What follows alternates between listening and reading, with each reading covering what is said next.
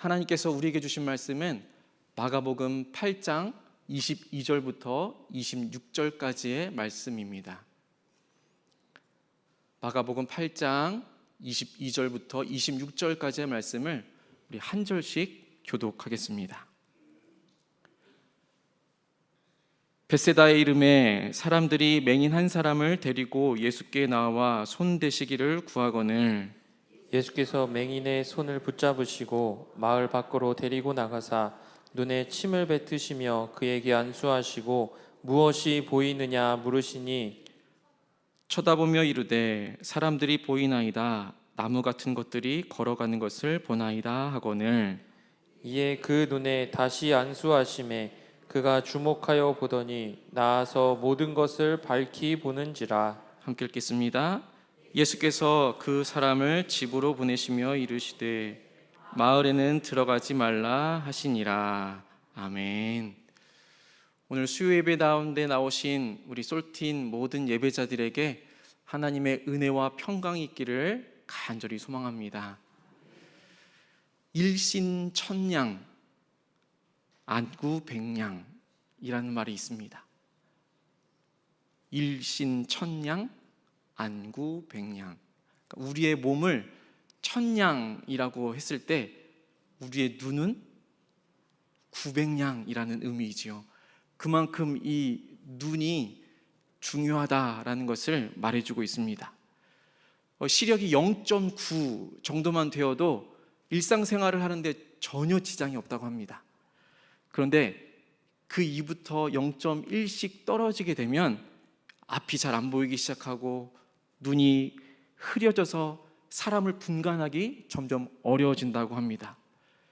제 시력이 0.8이었습니다.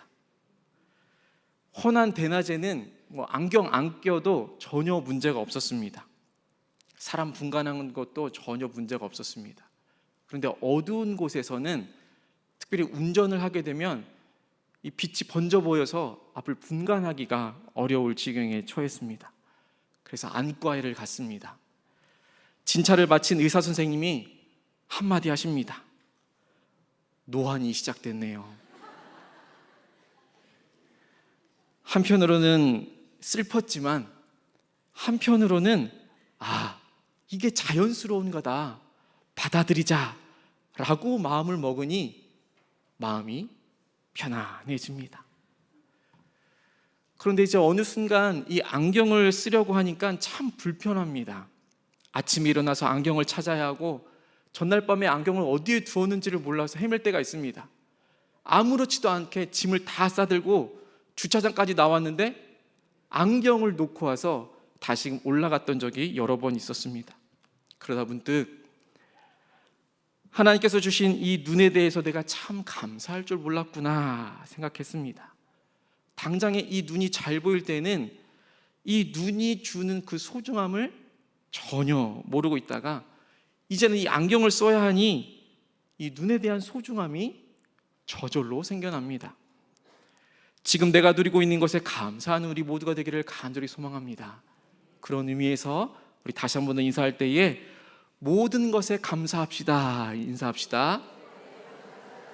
모든 것에 감사합시다.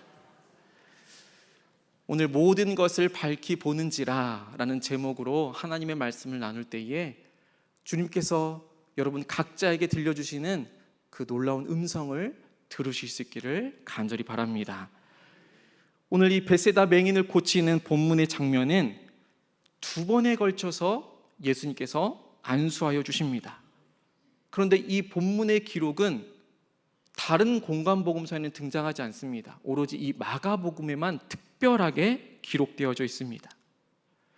이 말씀이 왜 이곳에 기록되었는지를 알려면 그 말씀의 전과 후에 나오는 말씀을 조금 살펴보면 더 확실히 알 수 있습니다.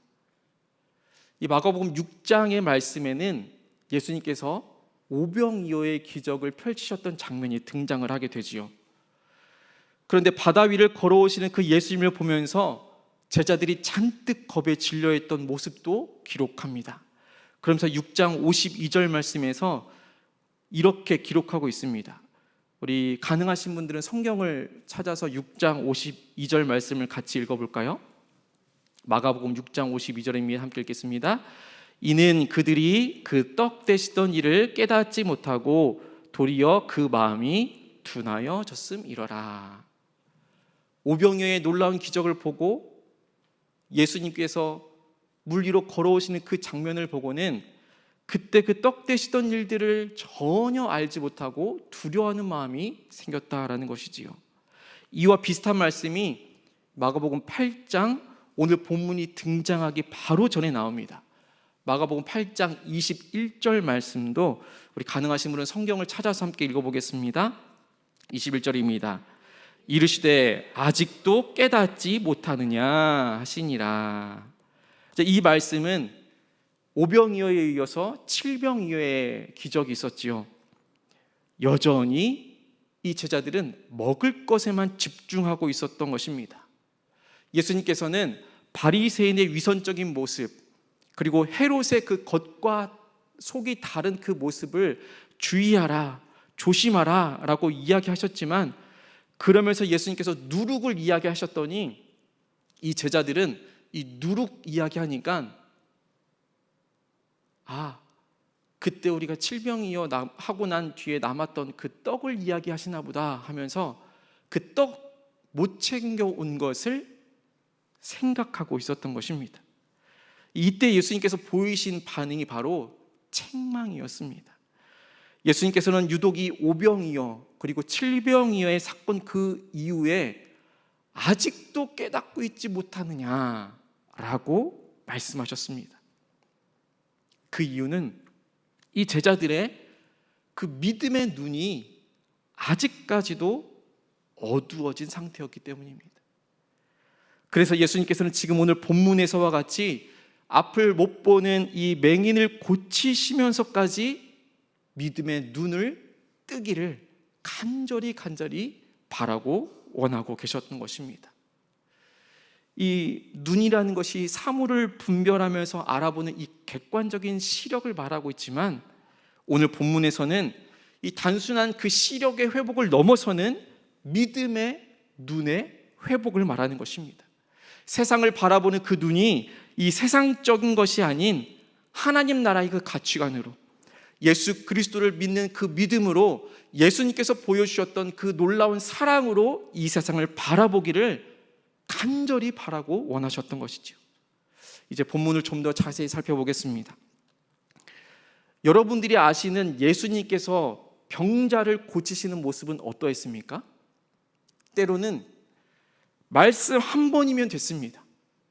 직접 손을 안 대셔도 충분히 놀라운 치유의 역사가 일어났었지요. 때로는 그냥 이 옷자락에만이라도 손을 대기만 해도 놀라운 치유의 역사가 일어났었습니다. 그런데 오늘의 본문은 한 번으로 끝나질 않습니다. 23절과 24절 말씀 우리 함께 읽어보겠습니다.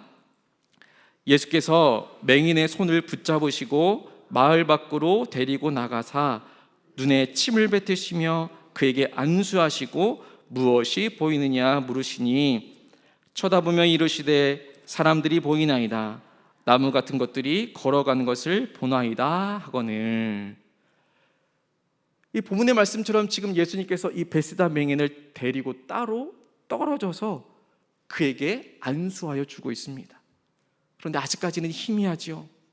사람들이, 그러니까 사람 같은 것이 걸어가는 것 같은데 잘 보이진 않습니다. 이 나무 같은 것이 보이는데 이것이 분명하지가 않습니다. 제가 시력이 0.8이었다고 했잖아요. 제가 눈이 나빠서 시력 교정 수술을 2번이나 받았습니다. 그러니까 2006년도에 한 번 받았고, 그리고 2020년도쯤에 이 재수술을 받았습니다. 아마 백내장이나 녹내장 이런 수술을 받으신 분들은 아마 충분히 오늘의 본문이 공감이 가실 것 같습니다. 제가 눈 수술을 받고 나니까 그 수술 당일 날에는 그냥 아예 눈을 감고 있으라고 합니다. 아예 눈을 뜨지 말라고 합니다.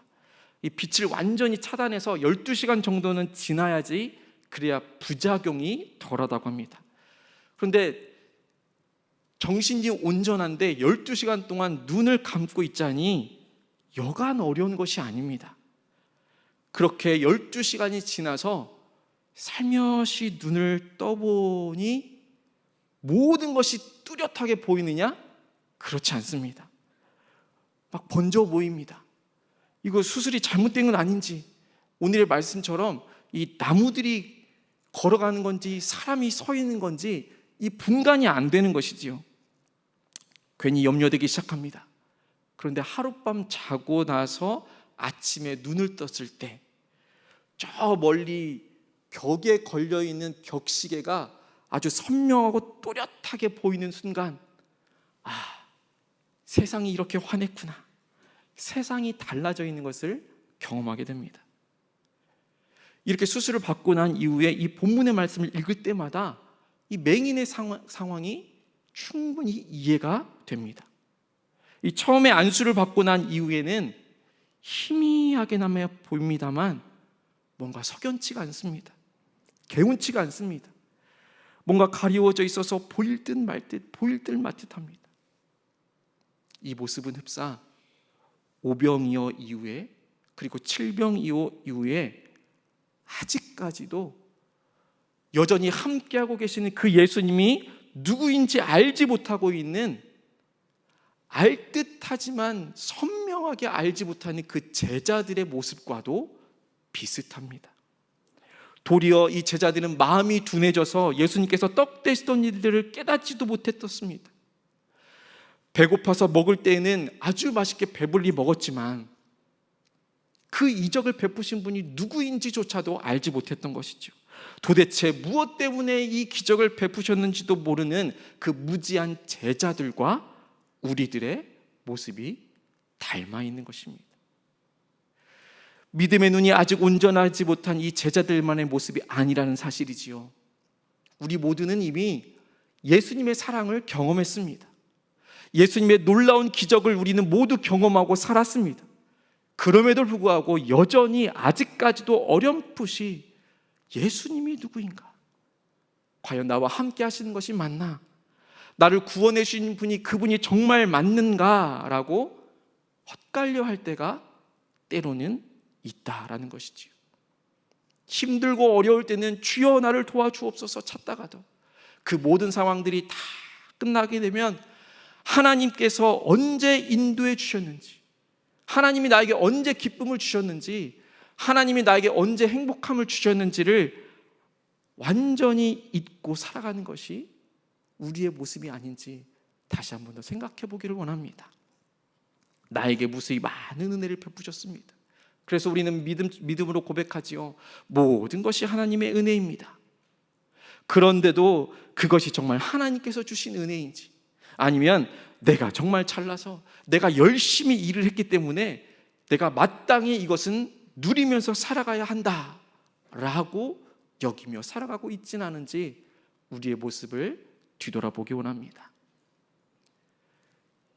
예수님의 제자들은요, 원래 자신들의 삶에 정말 충실히 살아가다가 예수님이 불러주시니 예수님 따라간 사람들이었습니다. 자기가 하고 있었던 모든 일들, 정말 열심으로 일했었던 그 모든 것들을 다 뒤로하고 예수님 따라서 제자 되어보겠다고 따라 나선 사람들이었습니다. 그런데 이 제자들은 예수님이 이 땅에 오신 이유가 무엇인지, 예수님이 이 땅 가운데 오신 그 목적이 무엇인지 여전히 이해하지 못하고 있었습니다. 일상 가운데에서 놀라운 오병이어를 경험하고 칠병이어를 경험하고 무리를 걷고 죽은 사람이 일어나는 그 모든 상황 가운데 있었음에도 불구하고 예수님이 누구인지 몰랐다라는 사실입니다. 마치 지금 아직도 저 걸어 다니는 것이 사람인지 나무인지 분간이 안 되는 것처럼 말입니다. 신앙을 가진 사람들은 둘 중 하나일 것입니다. 모태신앙이어서 정말 예수님을 자연스럽게 믿고 내 구주로 영접하였던지, 아니면 중간에 이제 예수님을 극적으로 만나서 회개해서 예수님을 나의 구주로 영접한 사람, 이렇게 둘 중 하나일 것인데, 아무리 모태신앙이라고 해도 나 스스로가 정말 끊임없이 질문하고 하나님의 말씀 보면서 묵상하고 또 기도해가면서 중보기도 학교 함께 참여하고 하나님 앞에 철저히 내가 머리 숙여 나아갈 때에 정말 그때 하나님 만나게 되고, 그때 예수님을 정말 인격적으로 내가 내 삶의 주인으로 모시게 되는 것이지요. 저 역시도 모태신앙이었습니다. 끊임없이 그 신앙의 질문들을 하고 기도하고 회개하였을 때에, 그때서야 비로소 하나님이야말로 정말 저의 아버지이십니다. 주님이야말로 정말 저의 진정한 구주이십니다 라고 고백할 수 있었습니다. 모태신앙이든 중간에 믿었든 어찌되었든 예수님을 만나는 그 순간은 한 번쯤은 분명히 있다라는 사실이죠. 그런데 그렇게 예수님을 딱 한 번 만나고 그 놀라운 경험을 한 이유가 우리의 삶이 완전히 뒤집히고 우리의 행동이 한순간에 바뀌지 않더라는 것이지요. 사도 바울처럼 눈에 비늘이 벗겨졌습니다. 그리고는 죽일 듯이 찾아다녔던 그 기독교인들을 이제는 오히려 핍박하지 않고 오히려 믿지 않는 사람을 전도하는 놀라운 전도의 왕으로 살아가지 않았습니까? 이 사도 바울은 정말로 특별한 사람이었습니다. 이 정도의 특별한 사람이니 이 성경에 기록되어 있지 않았었을까요? 사도로까지 불렸던 사람입니다. 그런데 중요한 것은 우리도 그렇게 될 수 있다라는 것이지요. 아니, 그런 삶을 살아낼 수 있도록 우리 스스로가 노력하며 살아가야 된다라는 것입니다. 왜냐하면 예수님께서는 포기하지 않으시기 때문입니다. 믿음의 눈이 희미할 때에도 예수님께서는 여전히 일하고 계십니다. 예수님께서 돌아설 수 있도록, 우리의 삶이 온전히 예수님께로 다시금 돌아설 수 있도록, 다시금 밝히 볼 수 있도록 계속해서 우리의 삶 가운데서 찾아와 주시는 줄로 믿습니다. 힘들고 어렵고 외로울 때에 우리를 그냥 혼자 내버려 두지 않으시고, 때로는 하나님의 사람들을 통하여서, 때로는 오병이어와 그 칠병이어와 같은 놀라운 사건을 보여주심으로 인해서, 때로는 정말 잔잔한 감동으로 말씀 가운데에서, 기도 가운데에서, 묵상 가운데에서 우리와 함께 하시면서 우리를 이끌어 주시는 줄로 믿습니다. 그 사실을 우리가 어떻게 알 수 있습니까? 다시 본문으로 돌아와 보면 우리 25절 말씀을 함께 읽어보겠습니다. 25절입니다. 이에 그 눈에 다시 안수하심에 그가 주목하여 보더니 나서 모든 것을 밝히 보는지라. 처음 안수하였을 때에는 희미했습니다. 그런데 예수님께서는 그 상황 가운데에서 포기하지 않으시고 다시금 안수하여 주십니다. 오병이어의 사건으로 인해서 무언가를 좀 바라볼 수 있는 눈을 가진 제자들이 믿음의 눈이 흐려지자 다시금 칠병이어의 사건으로, 칠병이어의 놀라운 기적으로 믿음의 눈을 다시 띄워주게 예수님께서 다시금 보여주셨던 것처럼 말입니다. 그런데도 제자들은 여전히 깨닫지 못했습니다. 누룩을 조심하라는 예수님의 말씀에 가져오지 않은 그 먹을 것 때문에 예수님의 말씀을 오해했습니다. 그런데 오늘 본문에서 이제 맹인을 두 번째로 안수하여 주시니 이 맹인이 모든 것을 밝히 보게 되었습니다. 포기하지 않으신 예수님 때문에 아무것도 볼 수 없었던 이 맹인이 다시금 그 시력이 회복되어지는 놀라운 역사가 일어나게 된 것입니다. 조금 더 주목해 보아야 할 것은 예수님께서도 포기하지 않으셨지만 이 맹인 역시도 포기하지 않았습니다. 한 번 안수했을 때에 이 맹인의 마음 가운데 이것 봐라, 뭔가 좀 다른데, 뭔가 신통치 않은 것 같은데 라고 여기면서 도망갔다면 영원히 그 눈은 희미했을 것입니다. 생각해 보면요, 이 벳세다 맹인의 입장에서 생각해 보면 이 맹인이 얼마나 무서웠을까 생각이 됩니다. 22절의 말씀에 보니까 예수님께 나아온 것도요, 자신이 원해서 나온 것도 아니었습니다.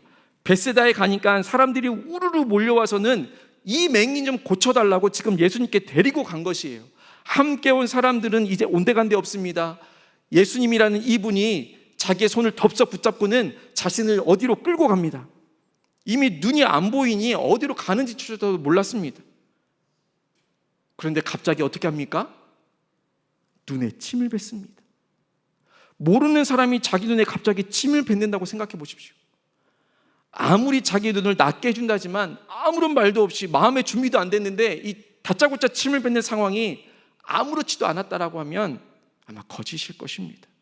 그러더니 안수하고는 무엇이 보이느냐라고 묻습니다. 희미하게나마 보이는 상황에서 아마 이 맹인이 한편으로는 신이 날 수도 있었겠지만 내가 생각했던 게 이게 아닌데? 한 번에 눈이 떠지는 게 아니었나? 죽은 사람을 말 한마디로 일으키시고 이 옷자락에만 손만 대어도 병이 나았던 것과는 달랐기 때문입니다.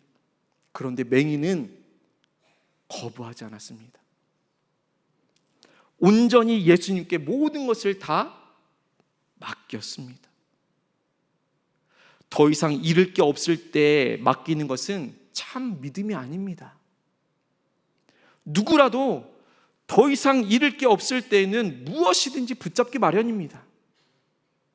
내가 믿을 만한 것이 아무리 있더라도 그 상황 가운데에서 예수님을 붙잡고 예수님께 나아갈 수 있는 것, 그것이 참된 믿음인 줄로 믿습니다.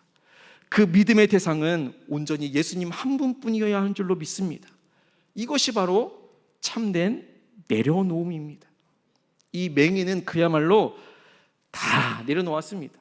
한번 안수하여 주고 희미하게 보이는 그 상황 가운데에서 포기하지 않고 거부하지 않고 그저 예수님께 자신의 모든 상황들을 다 내어 맡깁니다. 완전히 주님 앞에 자신의 모든 것을 다 내어 맡기고 침을 뱉으면 침 맞고 안수하면 안수 당하고 이렇게 포기하지 않았을 때에 하나님께서 역사하여 주신 줄로 믿습니다. 이 포기라는 것과 내려놓음은 분명히 다릅니다. 포기는요, 믿음의 대상조차도 없는 절망의 상황입니다. 그러나 이 내려놓음은 절대적인 예수님을 믿는 믿음으로 새로운 희망을 기대할 수 있는 상황입니다. 혹시라도 무거운 마음으로 세상의 짐을 짊어지고 도저히 감당할 수 없을 것 같은 어려움으로 이 자리에 나와 계십니까? 그런 분이 있다면 포기하지 마십시오. 물러서지 마십시오. 절망하지 마십시오. 오히려 내가 가진 힘으로 무언가를 할 수 있을 것 같은 마음으로 예수님을 찾지 않고 스스로의 힘으로 여러분의 삶을 걸어가고 있지 않습니까? 그저 주님 앞에 내려놓기를 간절히 소망합니다. 예수님께 나아갈 수 있게 되기를 간절히 소망합니다. 그때에 예수님께서 새로운 희망을 주시고 세계를 열어주실 줄로 믿습니다. 내가 먼저 포기해버리면 안 됩니다. 나를 붙들고 인도하시는 분이 예수님이라는 사실을 알고 있다면 우리는 그 예수님만을 붙잡아야 하는 줄로 믿습니다. 포기하지 않고 끝까지 소망을 버리지 않았던 이 맹인은 다시 안수하여 주신 예수님 덕분에 나아서 모든 것을 밝히 보게 됩니다. 이 두 번의 안수로 온전해진 이 벳세다 맹인의 이 사건은 단순히 이 맹인의 눈을 회복시켜 준 것을 넘어서는 하나님의 놀라운 계획과 섭리하심이 있는 말씀입니다. 이 벳세다 맹인의 본문을 성경학자들이 해석을 해 나갈 때에 이 맹인이 날 때부터 맹인이 아니었다라고 이야기를 합니다. 그러니까 그 이유가 24절의 말씀을 보니까 쳐다보며 이르되 사람들이 보이나이다, 나무 같은 것들이 걸어가는 것을 보나이다 하거늘 이라고 이 맹인이 고백하고 있지 않습니까? 그러니까 예수님께서 그 사람을 고쳐주실 때에 사람들이 보인다고, 나무 같은 것들이 보인다, 그것이 걸어가는 것처럼 보인다라고 말하는 것을 미루어 봤을 때에 이 베세다 맹인은 사람이 어떻게 생겼는지를 알고 있었다는 것이죠. 나무가 어떻게 생겼는지를 이미 알고 있었다라는 것입니다. 그러니까 날 때부터 처음부터 맹인된 사람을 고쳐준 것이 아니라 후천적으로 맹인된 사람을 고쳐주신 것임을 성경학자들이 말해주고 있습니다. 그 이유는 지금까지 계속해서 함께하고 있는 제자들 때문입니다. 제자가 되어져가는 그 과정과 같기 때문입니다. 제자들이 예수님을 만났습니다. 예수님과 함께하면서 놀라운 기적들을 보았습니다. 예수님께서 함께하시는 그 모든 기적과 모든 상황들 가운데에서 예수님께서 이 땅 가운데 오신 그 이유와 목적을 분명히 깨닫길 바랬지만 그 믿음의 눈이 여전히 희미했습니다. 분명 예수님의 놀라운 이적을 경험했습니다. 예수님의 사랑도 이미 깨달아서 알고는 있었습니다만 그것이 온전하지 못했던 것이지요. 우리도 마찬가지입니다. 베스다의 맹인이 모든 것을 밝히 보게 된 것과 같이 우리 역시도 예수님으로 인하여서 우리의 믿음의 눈이 회복되어지고, 그래서 하나님의 나라를, 예수 그리스도의 복음을 밝히 볼 수 있게 되기를 간절히 소망합니다. 예수님께서는 분명 우리의 믿음의 눈을 회복시키기 위해 오신 줄로 믿습니다.